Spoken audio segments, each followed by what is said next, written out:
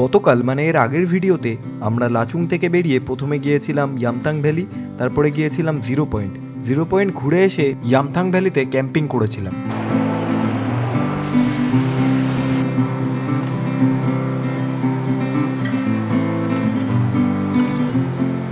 হাড় কাঁপানো ঠান্ডার হাত থেকে বাঁচতে জঙ্গল থেকে কাঠ কেটে এনে ক্যাম্প ফায়ার করেছিলাম।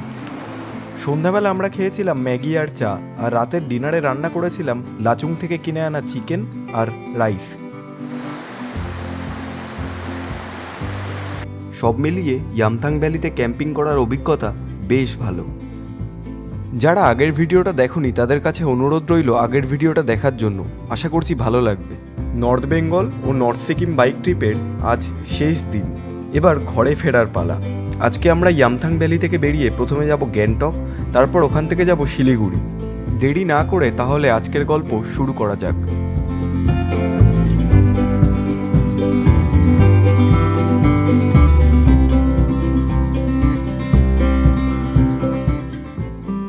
Good morning from Yumthang valley. আমি Souvik, welcome to my channel Vicks Window. এখন বাজে সকাল 8টা। আমরা কিছুক্ষণ আগেই ঘুম থেকে উঠলাম। রাতে খুবই বৃষ্টি হয়েছে, তবে এখন কিন্তু ওয়েদারটা বেশ ভালো।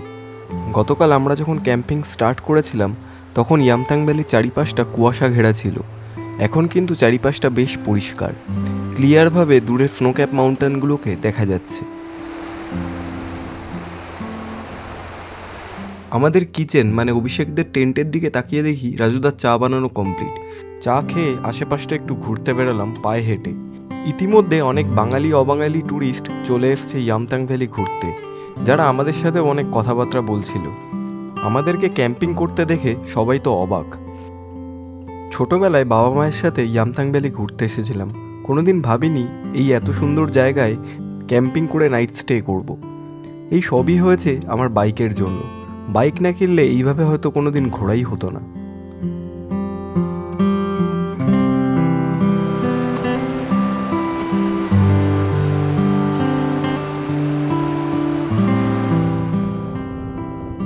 ইয়ামথাং ভ্যালিতে ক্যাম্পিংটা ভালোভাবে করতে পেরে একটা অদ্ভুত শান্তি হচ্ছিল মনের ভেতরে।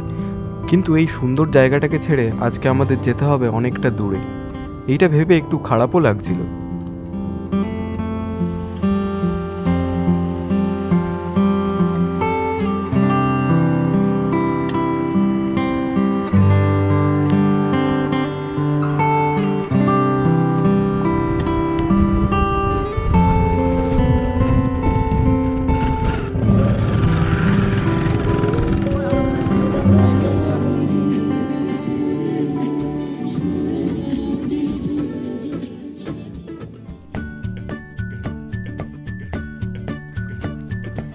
ঘড়িতে এখন সময় 9:30। ব্রেকফাস্টে ম্যাগি খেয়ে আমরা গোছানো স্টার্ট করলাম, কারণ আজকে আমরা যাব শিলিগুড়ি পর্যন্ত, অনেকটা পথ। প্রথমে আমরা যাব গ্যাংটক, ওখানে গিয়ে অভিষেকদের রেন্টেড বাইকটা রিটার্ন করব, তারপরে ওখান থেকে শিলিগুড়ি। তো অনেকটা জার্নি আমাদের আজকে করতে হবে, আর তার মধ্যে রাস্তায় প্রচুর বৃষ্টি হওয়ার চান্স রয়েছে।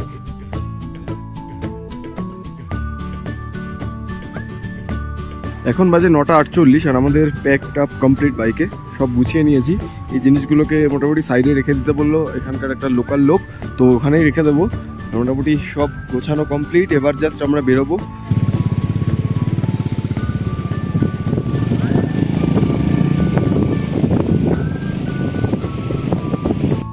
এর আগের ভিডিওতে অনেকেই আমাকে জিজ্ঞাসা করেছিল যে এখানে ক্যাম্পিং করতে গেলে কোনো পারমিশন লাগবে কিনা।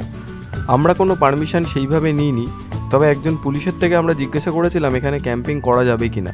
তো উনি বলেছিল এখানে ক্যাম্পিং করা যাবে, কোনো অসুবিধা নেই। তোমরা যদি কেউ ক্যাম্পিং করতে চাও তাহলে অবশ্যই পারমিশন নিয়ে তারপরে ক্যাম্পিং করো। আর ড্রোন ওড়ানোর জন্য আমি কোনো পারমিশন নিইনি কারোর থেকে। আমার ড্রোনটা ছিল DJI Mini 4 Pro, তো সেই জন্য খুব বেশি হাইটে আমি তুলিনি ড্রোনটা, অল্প হাইটে তুলেছিলাম আর কিছু ফুটেজ নিয়েছিলাম। আমরা ইয়ামথাং ভ্যালি থেকে বেরিয়ে এবার জাস্ট গ্যাংটকের দিকে বেরোলাম। এইটা হচ্ছে ইয়ামথাং ভ্যালির মার্কেট। এখানে আর দাঁড়াচ্ছি না, বেকার। এই মার্কেট আগেও দেখেছি, ক্যাম্পিং করার ছিল, ক্যাম্পিংটা হয়ে গেছে, দ্যাটস ইট।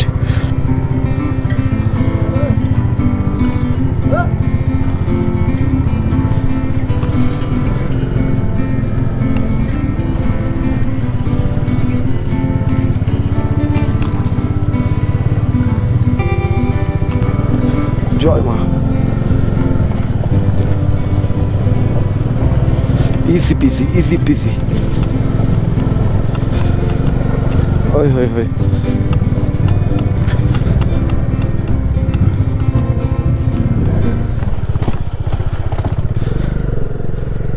এই যে বাঁ দিকে ঢুকে গেল হট স্প্রিং, আর আমরা স্ট্রেট বেরোবো।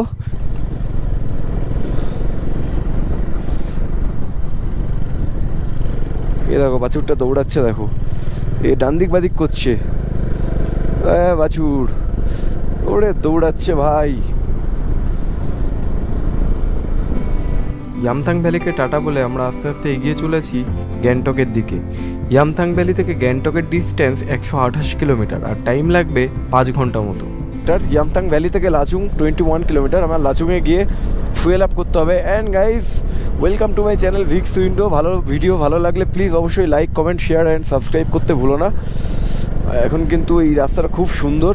এই যে রাস্তা দিয়ে আমরা যাচ্ছি, চারিদিকে প্রচুর গ্রিনারি আর সুন্দর ঝাউ গাছ আর প্রচুর ফুলের গাছ দেখতে পাবে। এই দেখো প্রচুর ফুল।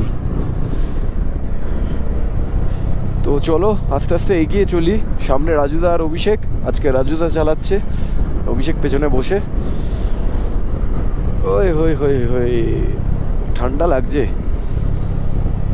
আর ঠিক আছে, আস্তে আস্তে যত নিচে নামবো তত ঠান্ডাটা কমে যাবে।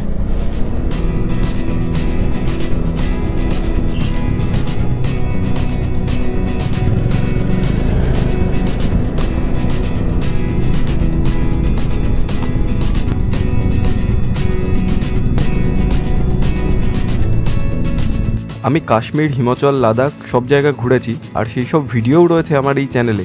তবে নর্থ সিকিমের সৌন্দর্য কিন্তু কোনো অংশে কম নয়। এই জায়গাটা দেখো, যাওয়ার দিন এই জায়গাটা দারুণ লাগছিল, আজকেও দারুণ লাগছে, ড্রামাটিক। দূরে একটা ভ্যালি আছে ছোট্ট, বাট ওখানে যায় কি করে লোকে। ও রাস্তাটা দেখো কত সুন্দর লাগছে, একটা ছোট্ট ওয়াটার ক্রসিং। পায়ের দিকে জলটা লাগলো সুন্দর করে। ও এখন বাজে 11টা 7, আর লাচুং এখান থেকে আর বেশি দূর নেই, 10 কিলোমিটার মতো হবে। সো গাইস, এখন বাজে 11টা 33, আর আমরা চলে এসেছি লাচুং। পেট্রোল একটা দোকানে পেলাম, তো 150 টাকা করে চাইছে। 150 করে বললো তো।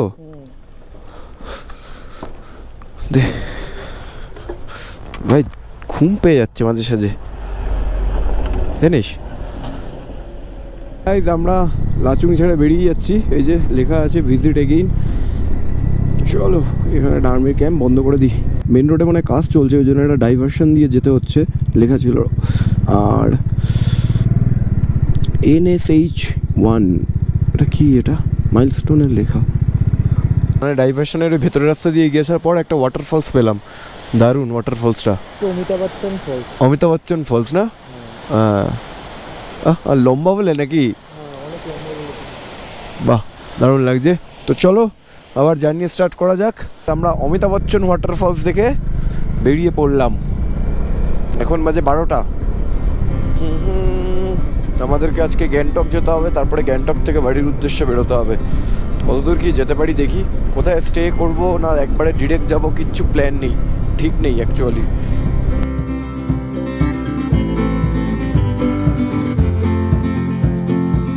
গাইস, বাজে রাস্তা কিন্তু স্টার্ট হলো। ও মাই গড, এই দেখেছো রাস্তার অবস্থা?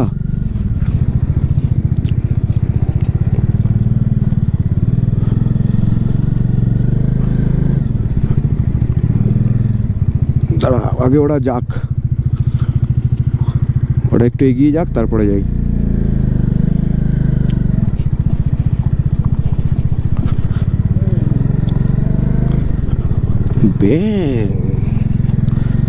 বাপরে বাপ, পুরো পাহাড় ধসে গেছে, পুরো পাহাড় ধসে গেছে। রাত্রেবেলা সেদিনকে কিন্তু দেখাতে পারিনি এই জায়গাটা।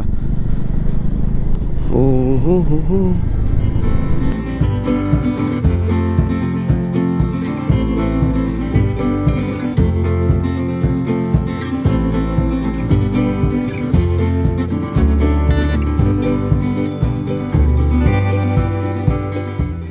আমরা চলে এসেছি টুং ভিলেজ। এই ভিলেজটার নাম হচ্ছে টুং ভিলেজ। এই জায়গাটা রাস্তাটা খারাপ আছে।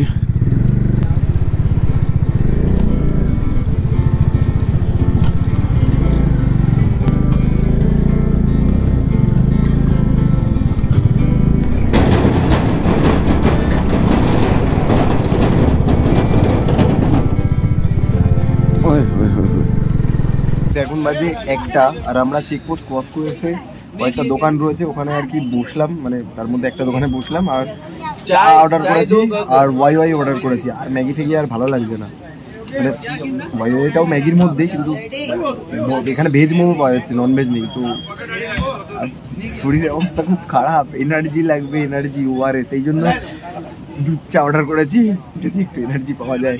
এনার্জি লাগবে তো সব ঠিকঠাক চলছে। এবারে তো এক্সট্রিম অফরোডিংটা ফেস করবো, সেই জন্য একটু এনার্জি নিয়ে নিচ্ছি, এনার্জি নিয়ে আবার যেটা হয় আর কি, ফেরার সময় খুব তাড়াতাড়ি টায়ার্ড হয়ে যেতে হয়, আর টায়ার্ড হয়ে যাওয়া মানেই খিদে পেয়ে যাওয়া। তো সেই জন্য আমরা ওয়াই আর চা খেয়ে এনার্জি একটু গেইন করে নিচ্ছিলাম, কারণ এরপর থেকে অনেকটাই অফরোডিং রয়েছে। এখন বাজে 1:21 আর মাঙ্গান এখান থেকে ওই ধরো 1 ঘন্টা মতো লাগবে, কারণ মিডিলে অনেক অফরোডিং রয়েছে। ওই যে টুং ব্রিজটা ভেঙে গেছে, যার জন্য আর কি পুরো রাস্তাটা আর কি ঘুরিয়ে নিয়ে এসছে অফরোডিংয়ের। তো চলো, হ্যাঁ ওটো আমরা চলে এসেছি টেং টানেল। এখন বাজে 1:24 আর এখান থেকে গ্যাংটক লাগবে 2 ঘন্টা 43 মিনিট।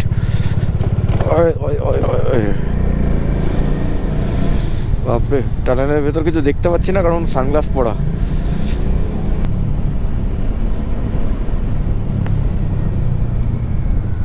এই টানেলটা ক্রস করেই তারপরেই কিন্তু মারাত্মক অফরোডিং আর বাজে রাস্তা। দেখো এই রাস্তাকে কত সুন্দর ছিল, সবই পাথর পাহাড় পুরো ধসে গেছে।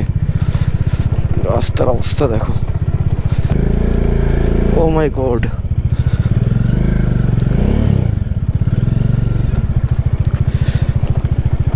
ওই হয় হয় হয়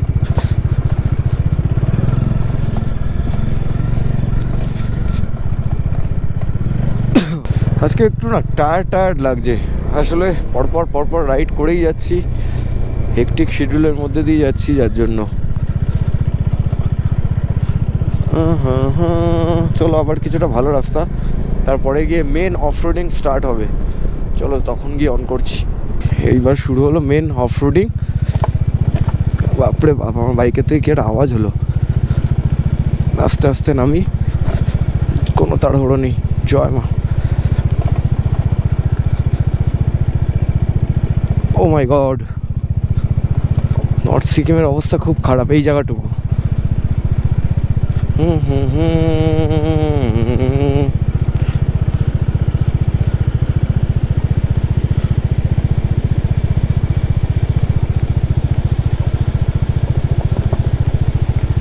চলো, নিচ থেকে নদী বয়ে গেছে। ওরে ওরে, রাস্তার দিকে কনসেন্ট্রেট করছি বলে বেশি কথা বলছি না। চলো চলো চলো। এইবার একটু ভয় লাগবে, কারণ বালির রাস্তায় না আমার মারাত্মক ভয় লাগে, বাট ঠিক আছে, শুকিয়ে আছে বালিটা, আশা করছি চাপ হবে না। হ্যাঁ, হয় হয় হয় হয় হয়, এই সামনের জায়গাটা খুব ডেঞ্জারাস।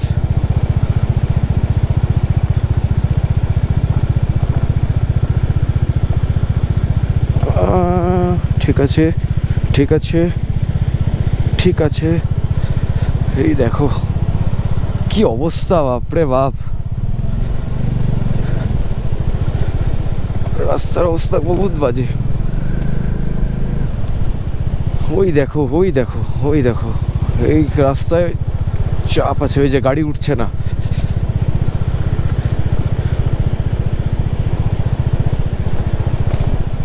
ওম নমঃ শিবায়, জয় মা জয় মা জয় মা। ওরে বাবা, ওই গাড়ি আটকে গেছে, উঠছে না। ঠেলছে পেছন থেকে। কিচ্ছু হবে না, ওই পর্যন্ত চ।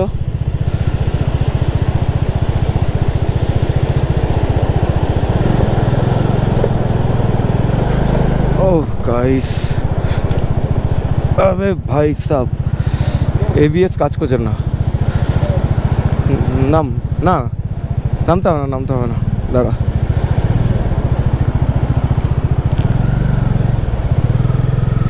नहीं जा रहा है, गाड़ी नहीं जा रहा है। ओके इधर से जाते हैं।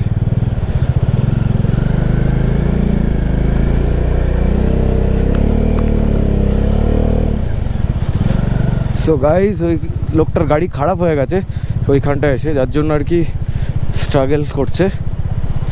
দেখা যাক এই সামনের এই রাস্তাটা, এই সামনের একটুখানি এই জায়গা মারাত্মক টাফ, কারণ রাস্তাটা পুরো একদম উঁচুতে উঠবে।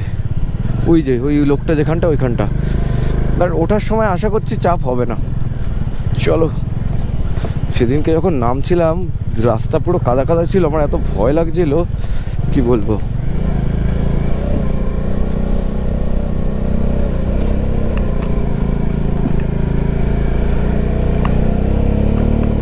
ও my god, O my god,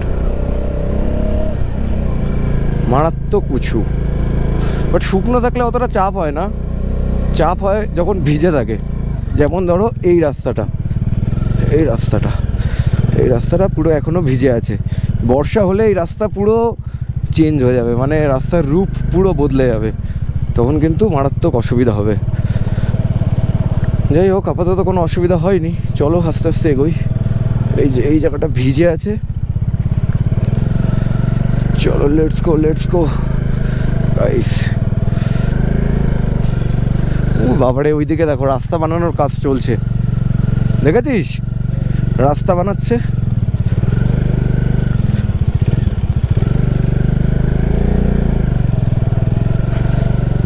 কাদা রাস্তায় কাদা স্ল্যাশ।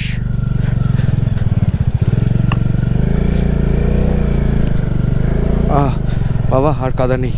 কাদা না থাকলে এই রাস্তাটা কিন্তু একদম ইজি ছিল, যেটুকুনি দিয়ে আসলাম, মানে এই লাস্টের এইটুকুনি উঁচুটা চাপ ছিল। কাদা না থাকলে কিচ্ছু হয় না, কাদা থাকলেই যত ভয় হয়। দেখো রাস্তা, বাপরে বাপ, অবস্থা খারাপ। এই ঠিক হতে এখনও 1 বছর লাগবে। তাও এরা অনেক ফাস্ট আর কি রাস্তা থ্রু করে দিয়েছে। আর এখান থেকে বড় গাড়ি আসছে না, বড় গাড়ি ওপর থেকে ঘুরে যাচ্ছে, মানে যেটা ওই চেকপোস্ট থেকে ঘুরে ওখানে উঠতে মোটামুটি 3 ঘন্টা সময় লাগছে। আর যেটা এখান থেকে এই রাস্তা দিয়ে আসলে মাঙ্গান পৌঁছাতে 40 মিনিটে চলে যাওয়া যায়, সেই রাস্তাটাই 3 ঘন্টা ধরে যেতে হবে বড় গাড়ি দিয়ে। মানে বড় গাড়ি, সুমো, লরি, এইসব। যাই হোক, চলো গাইস লেটস গো। অবস্থাটা দেখো, মানে সিচুয়েশনটা দেখো, এখান থেকে সব পাথর এসে পড়ে রয়েছে। আচ্ছা নাম এই রাস্তাটা দিয়ে দুজনে যাওয়ার ভরসা পাচ্ছি না, কারণ অনেকটা উঁচুতে। আগের দিন এইখানটায় ধরে নেমেছিলাম। না ওইটায়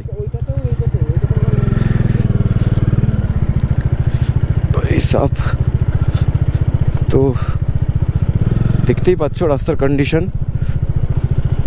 ওকে, অভিক নেমে গেছে, এখন অতটা চাপ নেই।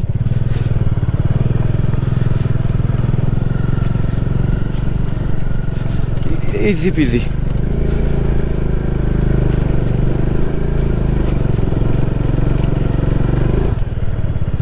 ও মাই গড, কি অবস্থা! ওফ, ওদেরকে আসতে দিই।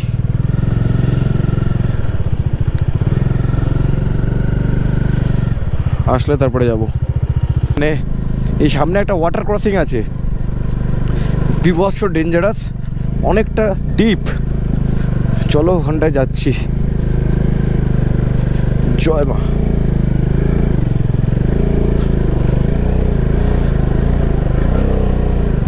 এই দেখো অবস্থাটা দেখো। হ্যাঁ, আয়, আরে আসতে নাম। হ্যাঁ নাম। দেখে যাও এদিকে, এখানে ওইখানটায় ওয়াটার ক্রসিংটা বিভৎস বাজে কন্ডিশন। গাড়ির নিচে কাদা লেগে গেল। जाएगा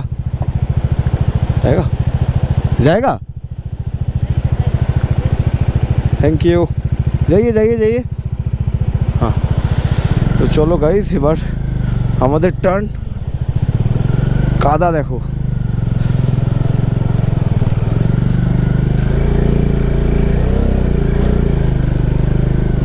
মাই গড, শুধু কাদা না, এখানটায় কতটা জল দেখো, জাস্ট লেটস গো।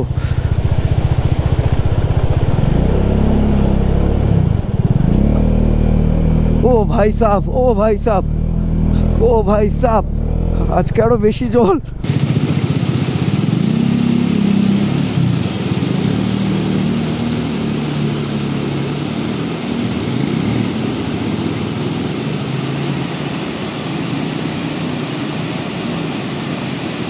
পুরো পাটা ভিজে গেল,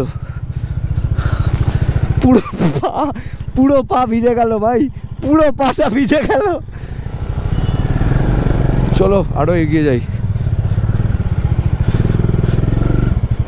ও বাপরে বাপ, এরপরে আর রাস্তা সেরকম একটা বাজে নেই, কিন্তু পায়ের মধ্যে পুরো জল ঢুকে গেল।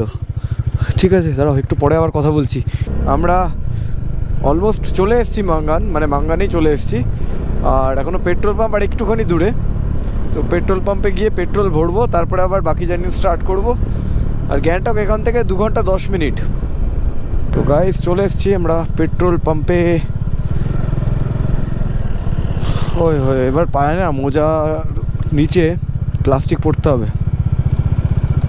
এদার একটা ছোট্ট ব্রেক মতো হয়ে গেল, আমরা পেট্রোল পাম্প থেকে তেল ভরে আবার জার্নি স্টার্ট করছি। বাঙ্গানের মধ্যে এই জায়গাটার নাম হচ্ছে জিরো।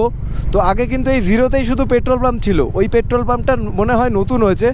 আর এখানেও দেখো কয়েকটা বাইকার রয়েছে, দেখো নতুন এসছে। তো যাই হোক, এখানেও তেল পাওয়া যায়। তো আমরা এখন মাঙ্গান ছেড়ে বেরোচ্ছি গ্যাংটকের উদ্দেশ্যে, 2:57 টাইম। আমরা অনেকক্ষণ ধরে রাইড করে যাচ্ছি, আর আমার একটা গোপ্রো যে কিনা বারবার হ্যাং করছে, তো হ্যাং করতে থাক, আমি আর কি করব। যাই হোক, এখন আমরা গ্যাংটক থেকে মোটামুটি 39 মিনিট দূরে আছি, 18 কিমি বাকি। আর এখানে দেখো পাইন গাছগুলোর সাথে, মানে ঝাউ গাছগুলোর সাথে কত সুন্দর লাগছে রাস্তাটা। ওফ ওফ ওফ, পুরো এটা মনে হচ্ছে দার্জিলিংয়ে চলে এসেছি, খুব সুন্দর লাগছে। আর এই জায়গায় মনে হয় খানিকক্ষণ আগে বৃষ্টি হয়ে গেছে। আর এখন ঘড়িতে সময় হচ্ছে 4:12, এখন বাজে 5:05। আর আমরা চলে এসেছি গ্যাংটক। আর এদিকে কিন্তু বৃষ্টি হয়েছে, দেখতে পাচ্ছ ভালোই জল রাস্তায়। আর এখন আমরা আবার মেরে নিয়েছি হোটেল নোরবুগ্যাং। এখন বাজে 5:25, আর আমরা চলে এসেছি নোরবুগ্যাং হোটেলে। আর এটা অভিষেকের বাইক, আর ওইটা রাজুদার বাইক। তো এবার ওরা বাইকে সব লাগেজ প্যাক করবে, তারপরে আর কি বেরোনো হবে। Good morning from Siliguri. তো গতকাল আমরা রাতে প্রায় ওই 12টা বেজে গেছিলো, 11:30 পৌনে 12টার দিকে শিলিগুড়ি এসে পৌঁছাই। মানে আমরা ভেবেছিলাম একবারে বাড়ি যাবো, কিন্তু অনেক টায়ার্ড ছিলাম, যার জন্য ভাবলাম থেকে যাই। এর আগেও আমি এই হোটেলটা স্টে করেছি, হোটেল শাইন সিটি। বেশ ঠিকঠাক রিজনেবল প্রাইসে ঠিকঠাক রুম এনারা প্রোভাইড করে। আর এখন বাজে 10:33, ঠিক আছে। তো আমাদের বাইক মোটামুটি রেডি বেরোনোর জন্য, প্যাক করে নিয়েছি, কয়েকটা ব্যাগ ট্যাগ খুলেছিলাম, এখন পুরোপুরি রেডি। তো আমরা এখন বেরোবো, চলো বাড়ির উদ্দেশ্যে রওনা দিই। 12 ঘন্টা লাগবে এখান থেকে। শিলিগুড়ি থেকে বাড়ি ফেরার আর ভিডিও বানাইনি, ইচ্ছা করছিল একটু রিল্যাক্সভাবে বাইক চালাতে। অবশ্যই জানিও কেমন লাগলো এই পুরো নর্থ বেঙ্গল আর নর্থ সিকিমের ক্যাম্পিংয়ের ভিডিও। এই ভিডিওটা এখানেই এন্ড করছি, খুব শীঘ্রই ফিরে আসছি নতুন এক জায়গার নতুন অ্যাডভেঞ্চারাস গল্প নিয়ে।